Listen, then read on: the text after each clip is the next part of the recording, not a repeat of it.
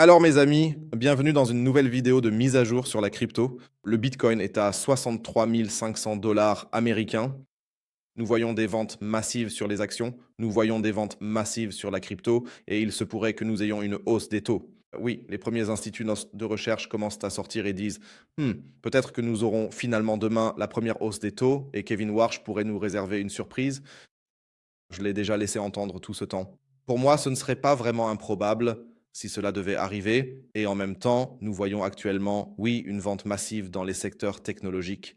Nous voyons Nvidia repasser sous les 200 dollars. Nous avons Google sous pression. En fait, nous avons vu hier chaque valeur technologique, chaque action tech subir des ventes massives, massives.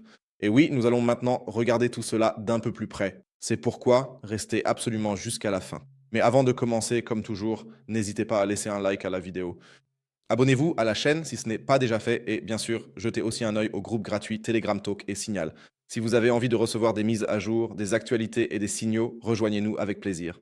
Le lien se trouve comme toujours gratuitement en bas dans la description de la vidéo. Là-bas, vous êtes toujours au courant de tout dès que je fais quelque chose d'important. Et petit rappel, ce soir à 20 h, je serai de nouveau en direct. Donc ça aussi, vous ne devriez pas le manquer. Bon, commençons. Comme je l'ai dit, le Bitcoin est à 63 500 dollars américains. Quelles en sont les raisons? Les cours des actions chutent, la vente massive de puces s'intensifie, les prix du pétrole baissent. Il y a à nouveau de l'accalmie. Du moins, Trump a annoncé qu'il était de nouveau en très très bonne discussion avec l'Iran et que l'Iran voulait absolument un accord. Donc le refrain que nous connaissons depuis 5 mois continue simplement jour après jour et il peut continuer à jouer au ping-pong avec les cours des actions. Super pour lui, mais les cours des actions se sont effondrés car des doutes grandissent quant au rendement des investissements de plusieurs milliards dans l'intelligence artificielle, ce qui a déclenché une nouvelle vague de ventes chez les fabricants de puces de Wall Street jusqu'en Asie. Oui, l'indice Kospi vaut à nouveau 8%. Posté tout à l'heure, quelqu'un dans mon groupe l'a posté, c'est encore une fois moins de 8% ici. Le marché boursier Kospi de Corée du Sud a été suspendu après un crack de 8%. C'est quoi ce bordel? Ce truc perd 8% chaque semaine, 8% de baisse. C'est le plus grand secteur même qui existe en ce moment, ou le plus grand graphique même qu'il y ait actuellement. Vraiment incroyable. Et on le voit aussi avec les actions individuelles, sur lesquelles on reviendra un peu plus en détail à la fin de la vidéo. Mais ce qui est bien, bien plus important, c'est ceci. Citadel Security prévoit que Warsh surprendra avec une hausse des taux de la Fed. Ça ne m'étonnerait pas, je vous l'avais dit, c'est un point important. Ça ne m'étonnerait absolument pas si ce type sortait demain en disant « Ouais, on augmente les taux d'intérêt. » Bonjour à tous. Voici votre hausse de taux. C'est exactement ce que j'aimerais voir demain. On peut rapidement actualiser la probabilité pour voir si quelque chose a changé. Si on remarque une petite évolution, oui, à 38%. Donc je dis oui, ce scénario du 50-50, ça peut arriver demain et ce serait probablement, disons, un choc plus important pour les marchés. Tandis que Trump a encore dit hier qu'il voulait des taux d'intérêt plus bas. Et là, Warsh débarque et augmente les taux d'un coup. Nous avons des problèmes de taux d'intérêt, nous avons des problèmes d'inflation. Le prix du pétrole reste encore, malgré la chute que nous avons eue hier. Où en est-il? Ici, à 81 dollars, nous sommes toujours dans une zone où tout peut arriver à tout moment. Dès qu'il y a de nouveau la guerre, mais ce truc repart à la hausse. Les prix du blé explosent. Nous avons de mauvaises récoltes. L'inflation va probablement continuer à augmenter pour l'instant. Même si elle baisse légèrement, elle reste élevée. C'est un peu ça le problème. Et c'est pourquoi je pense aussi que demain, nous pourrions simplement avoir une mauvaise surprise. Le dollar, lui, est extrêmement fort. Maintenant aussi, de nouveau, si on regarde rapidement, son 1,5 dollar fort. La crypto, en revanche, elle-même subit à nouveau un petit revers, mais ce n'est pas vraiment mauvais non plus. Hier, nous avons encore parlé du fait que je pense ici qu'il s'agira probablement d'une belle correction ABC, tôt ou tard, ou bien que nous allons nous diriger vers ces zones plus basses. Rien n'indique simplement que nous allons avoir ce méga pump en ce moment. Je ne vois aucune accumulation. Si on regarde ça sur le graphique journalier, vous voyez la même chose. Le volume continue de baisser. Oui, c'est positif si on baisse et que le volume est faible, mais c'est tout aussi pourri quand on voit tout ce mouvement haussier de 58 à 67 que le volume baisse aussi. Et pour constater à nouveau le contraire, l'ABID a l'air tout aussi pourri. Bien sûr, on a aussi eu ici ce rallye de soulagement et blablabla. Mais en soi, rien n'a changé. Le volume continue de baisser. Cela signifie que nous ne voyons aucune accumulation durable. Notre vague E de notre grande phase de vente, disons de notre grande vente ici A, B, C, D, E, n'a toujours pas été atteinte. Donc ici aussi, comme je l'ai dit, je pars encore du principe qu'on pourrait facilement chuter de 10 à 30% supplémentaires. Une hausse des taux serait la première étape. Cela signifierait finalement que nous en aurions probablement une autre en septembre, et alors l'or chuterait, la crypto chuterait, les marchés boursiers seraient vendus. On assiste à un véritable bain de sang, puis tout se rétablit. On arrive aux élections de mi-mandat, les cours des actions remontent avec la baisse des taux d'intérêt, et je vous l'avais bien dit, et blablabla, et blablabla. C'est ainsi que je peux le plus m'imaginer la situation au final. L'indice de volatilité commence aussi à remonter lentement à la même période, ou plutôt à accumuler.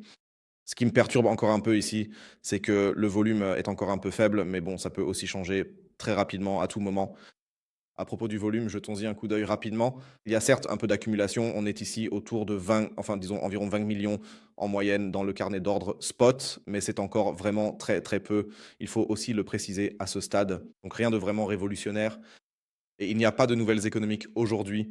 Comme je l'ai dit, tout le monde attend d'abord la Fed demain.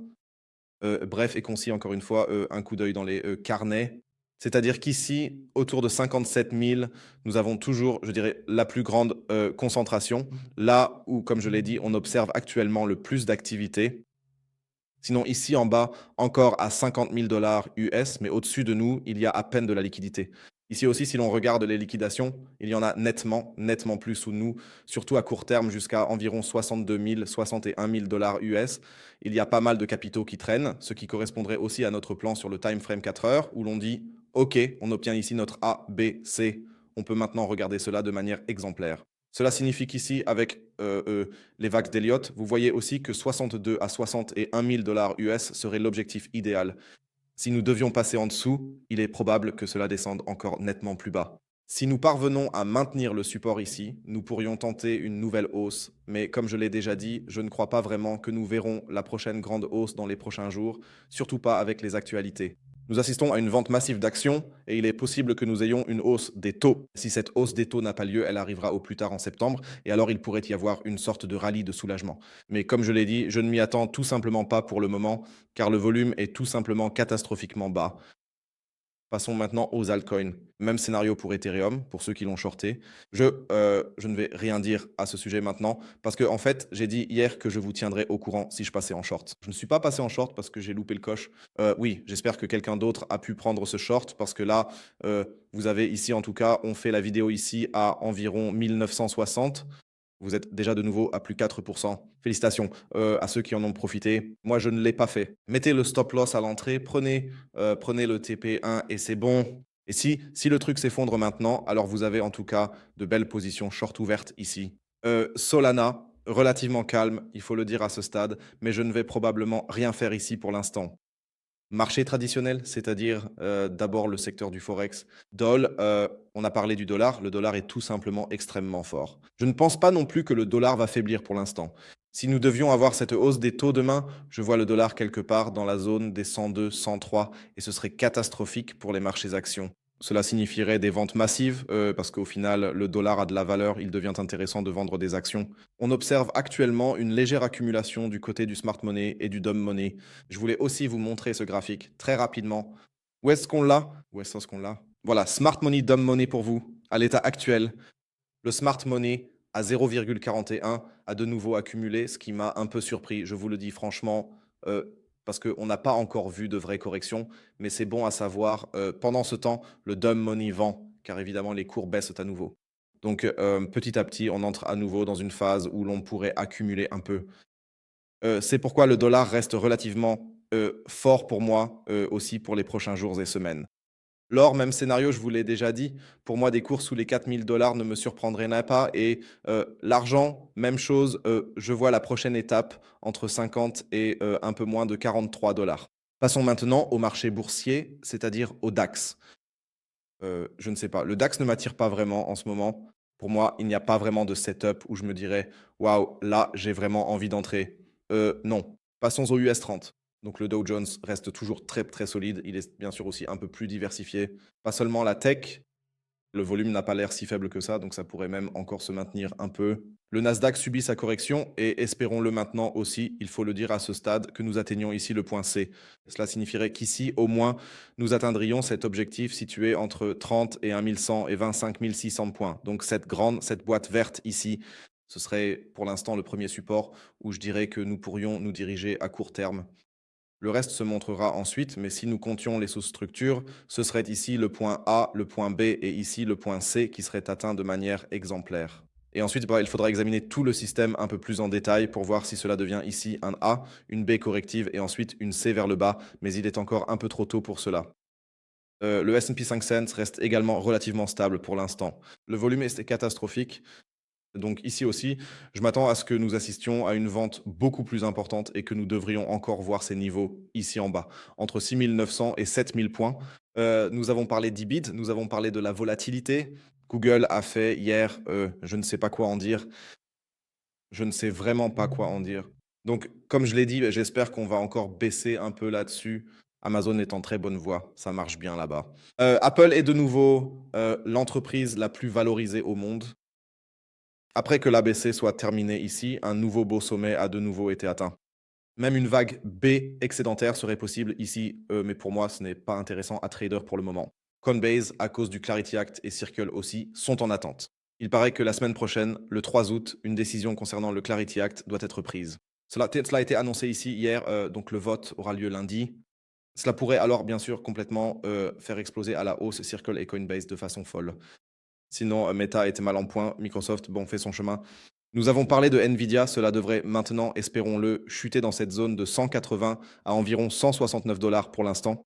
Tout le secteur technologique devrait normalement, pour l'instant, connaître un petit refroidissement avant que nous ayons la prochaine hausse. Alors, je dirais qu'on regardera le reste ce soir à 20h en direct sur YouTube. N'hésitez pas à vous connecter ou à mettre un petit rappel et sinon je vous souhaite à tous une très belle journée. Prenez soin de vous. N'hésitez pas à rejoindre le groupe Telegram, vérifiez tout là-bas, crypto, actions, etc. Vous obtenez tout cela uniquement dans ce groupe, gratuitement. Sinon, je dirais que c'est tout pour moi. On se retrouve donc ce soir. D'ici là, ciao ciao et comme toujours, restez crypto.